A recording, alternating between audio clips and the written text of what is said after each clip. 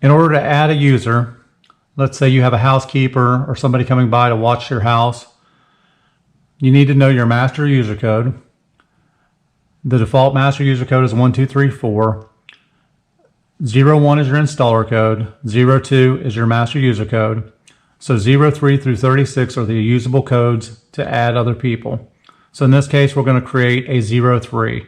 We're going to make that our housekeeper, let's say, for instance. So in order to do this, we need our master code first. 1, 2, 3, 4. We're going to do 8 for code, 03, and we're going to make 9876. That's going to be one time, and that is how you enter a new code. Make sure you write this down so you'll know users 3 is the housekeeper, the neighbor, and then when you need to delete them later, you can remove them from the system.